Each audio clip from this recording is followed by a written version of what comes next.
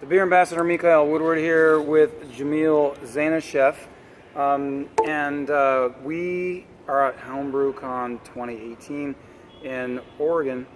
And as you know, I've been posting a whole bunch of content, but we really just had what we call the knockout party.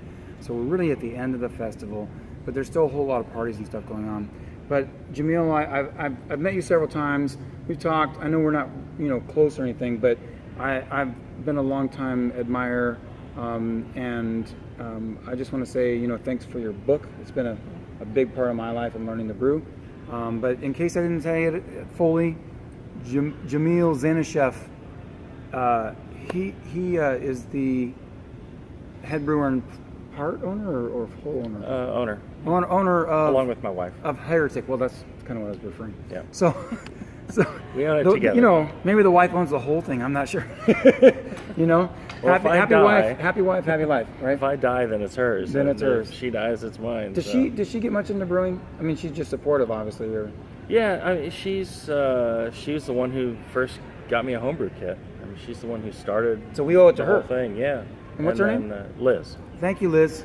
So and then, when I wrote articles or books, she always, was one of my, the proofreader of everything. Yeah. And did a lot of editing and help with that, and just a ton of support always. Yeah. So tell us about your books for those who don't know out there.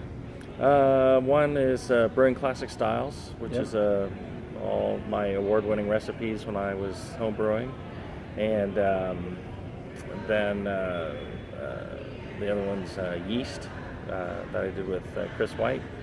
It's about yeast. Yeah. And which is a complex comment.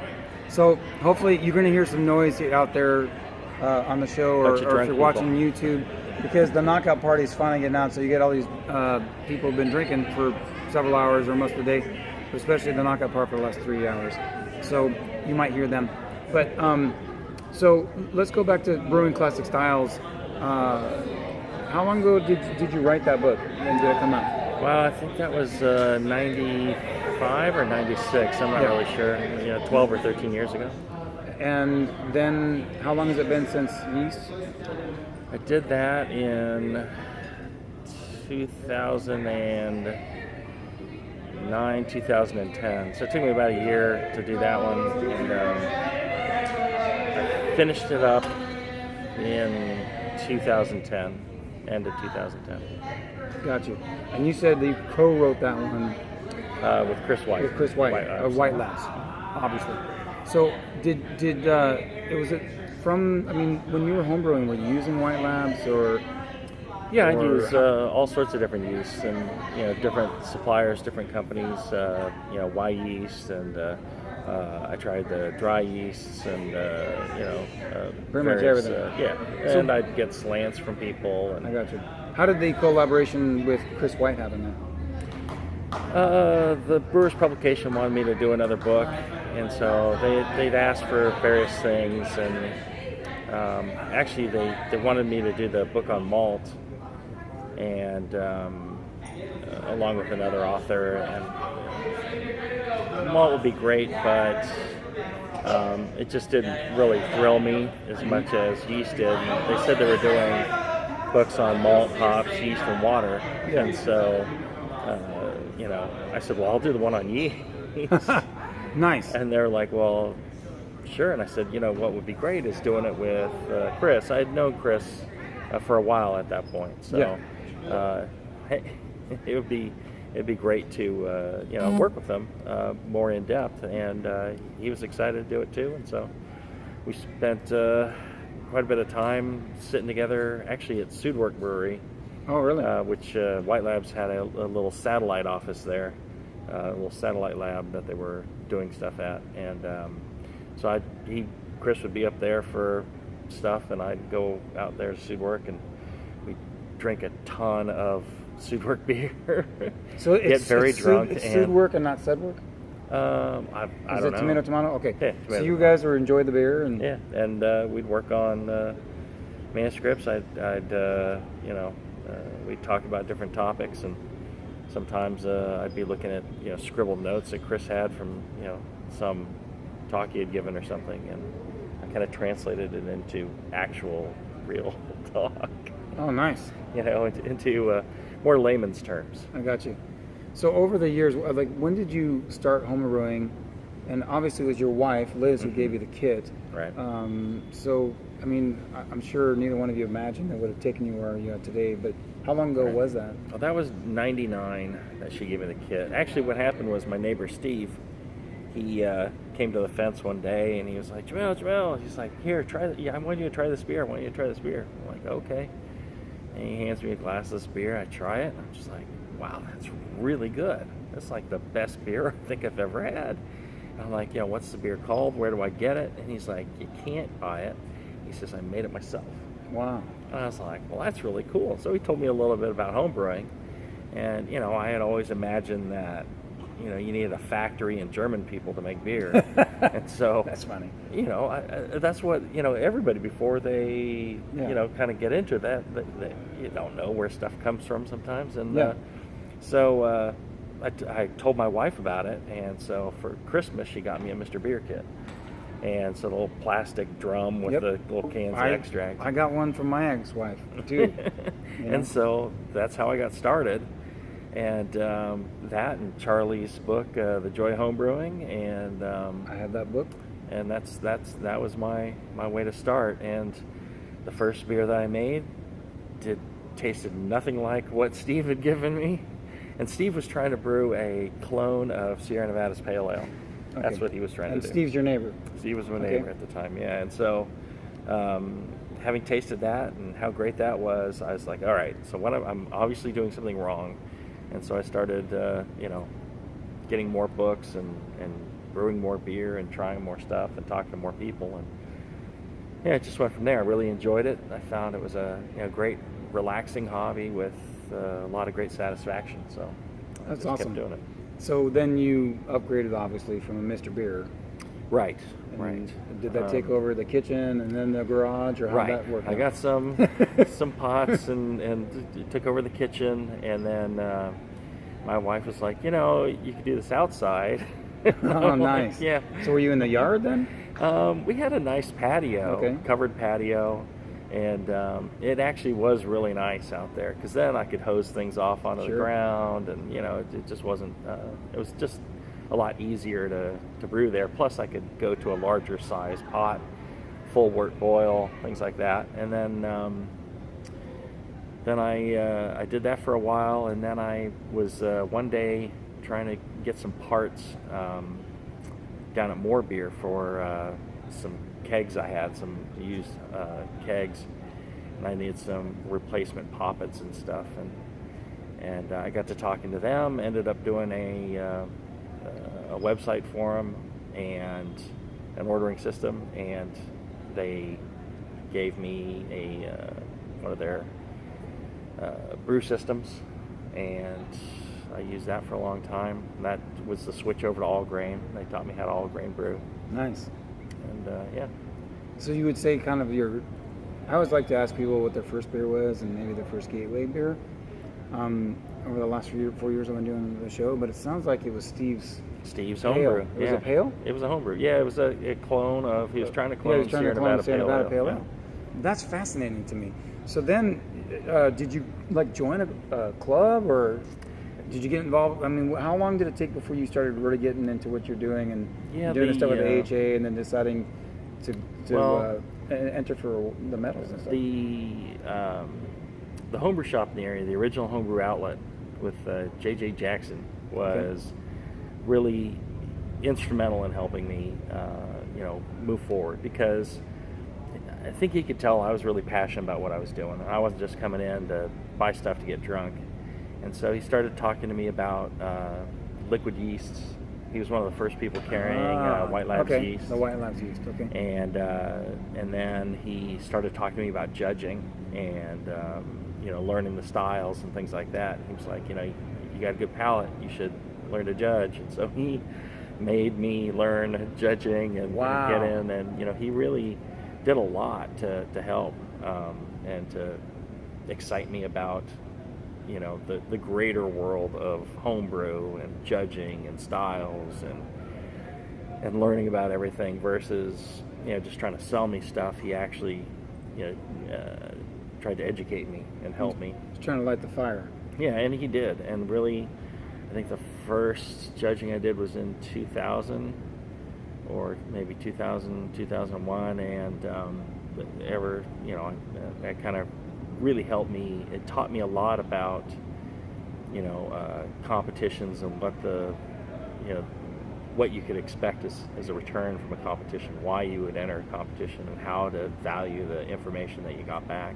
Yeah. And so that was really helpful. So for me, competitions were really an educational thing, a chance to, test what I was doing and get feedback, objectively from people. Because I always thought, when I handed people beers, either they liked me and so they would tell me how wonderful they were. Yeah, I get you. Or, they were, for one reason or another, they were jealous or didn't like me or thought I was a jerk, and so they would tell me how horrible the beers were.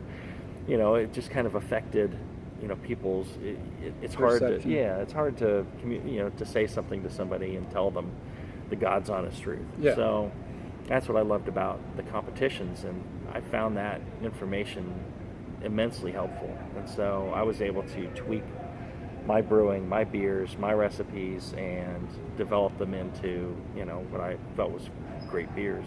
Well, I mean, and that's that's why we have the BJCP and organizations like we do, is to help people to learn and to push farther. So back when you were doing that, there was no apps and smartphones, and there was hardly any websites or anything really. There wasn't much of an internet then, but right.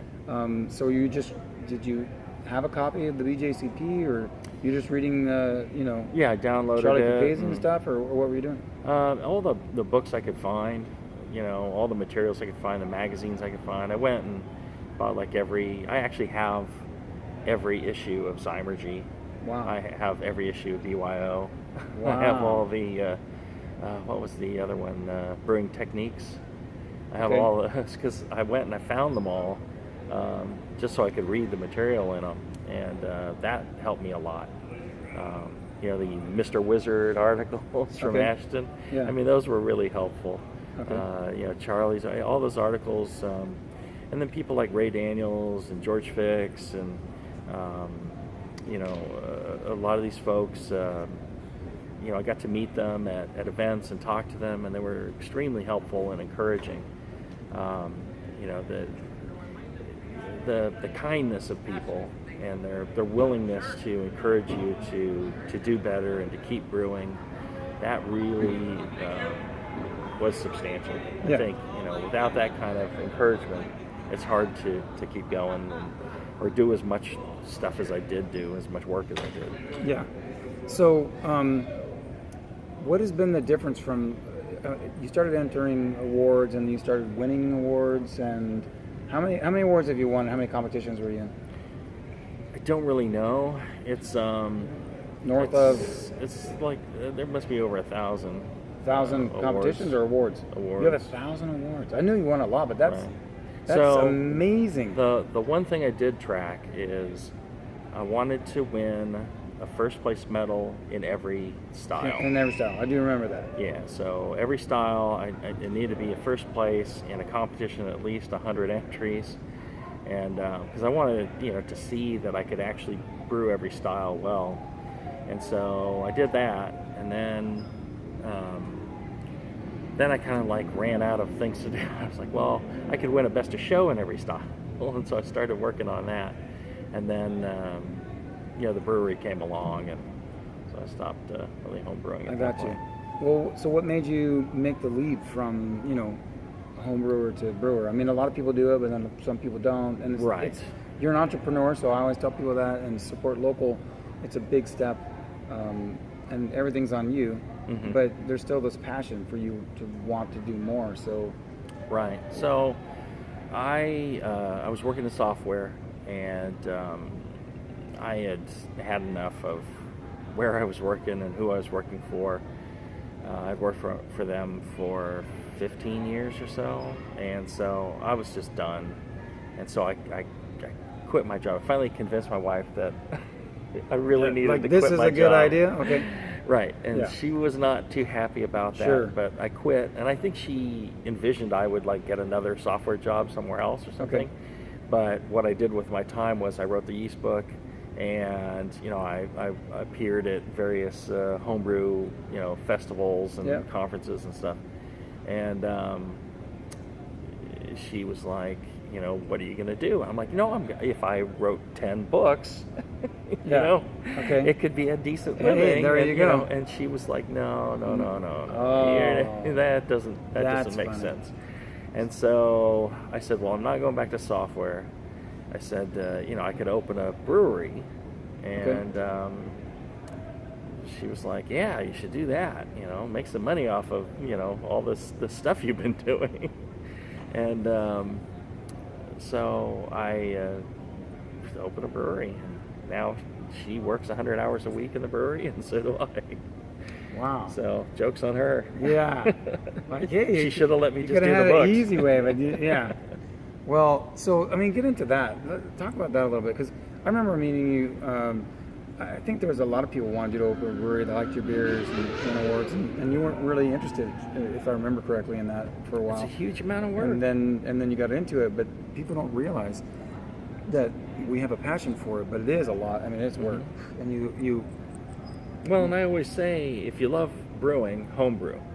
If you want to open a business that is a lot of hard work and everybody else is opening the same type of business, and the resources, like hops and things like that, the prices are going through the roof, making it harder to run those businesses. Yeah. If that's what you want to do, open a brewery. Oh, if you like brewing, interesting. homebrew. Ah. It's And two different things. And if you like drinking beer, come support someone like you. Right. Well, or homebrew and drink beer. Yeah. The thing is, the brewing part of a brewery, even in the smallest of breweries, it's maybe 15%. It's not even 20% of what you do in the tiniest of breweries. Yeah. And then the bigger the brewery gets, it becomes less and less and less, and to a point where your brewing is not the focus of a brewery. It's everything else. It's distribution or sales, or it's the tap room, or it's the logistics of getting ingredients and employing people, and licensing and utilities, and it's everything else. Yeah. It's not brewing. Yeah, there's a lot of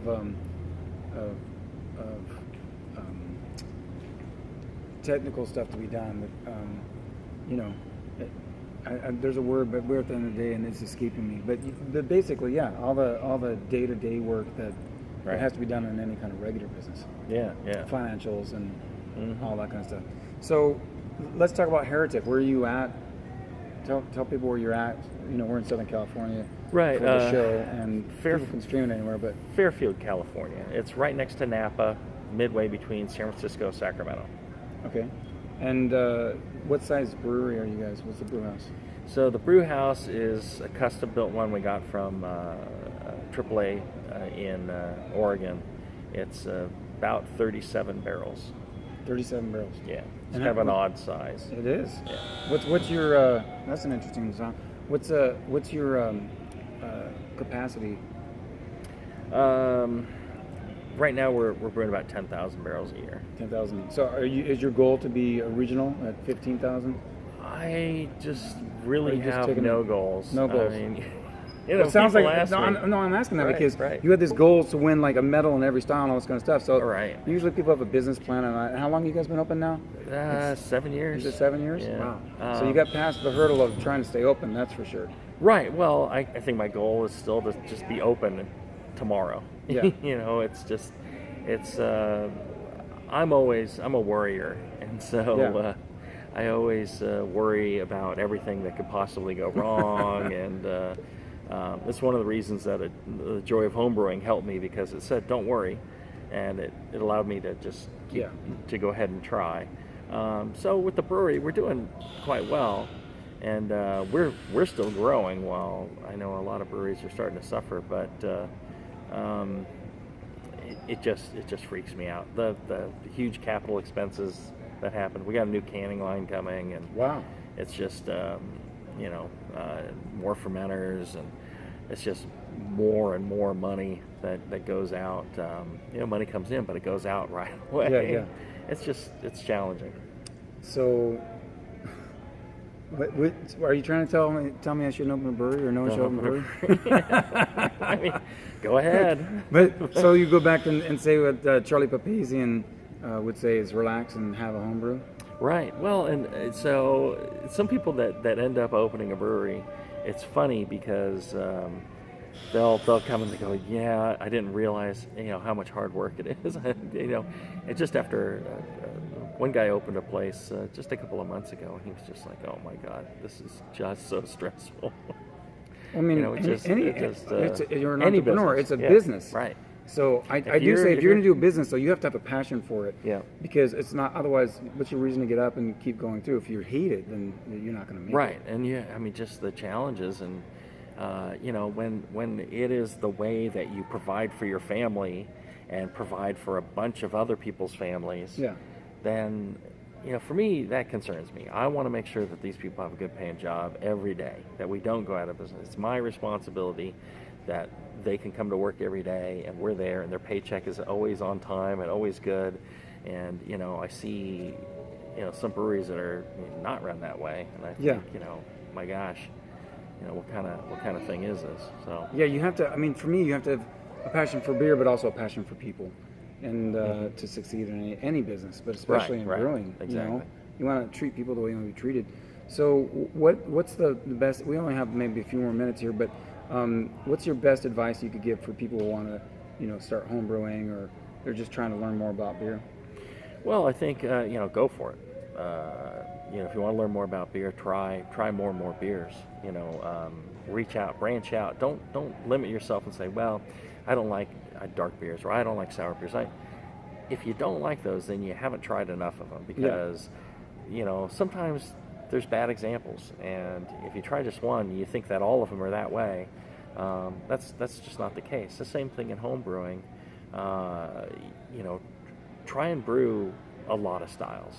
Don't just brew the same one over and over. It's good to repeat and to try to perfect a beer, but you should reach out and, if you like lagers, you should brew some ales. If you like hoppy, you should brew malty. You should try all these different things. It's going to teach you how to brew better beer. You're going to become a better brewer by brewing all these different styles. And one of the things in Brewing Classic Styles is I challenge people to brew every recipe in that book. I guess I'm going to have to be challenged now. I've run into people who have done it, and it taught them so much about brewing. They said that, and that's what happened with me by trying to perfect every one of these styles. And my first goal was I wanted to brew every style there was. I just wanted to do one of them. And then once I did every style, I was like, I want to brew a great example of every one of them. And so it was, that kind of thing that by being forced to try all these different ingredients and all these different techniques helped me perfect my other techniques and my knowledge of ingredients. And so that was just a huge benefit to me. So where are you at now? I mean, you've brewed so many styles and you've tasted them all and you went on these wars and everything. Are you guys specializing at Heretic in any certain style, or just kind of what you like to taste? What's your favorite right now to drink? Like right now? Because I know it changes from season and what you're eating. And I mean, just it's what I feel, at the time. Right now at the tap room, we got a really nice Kolschan. We've got some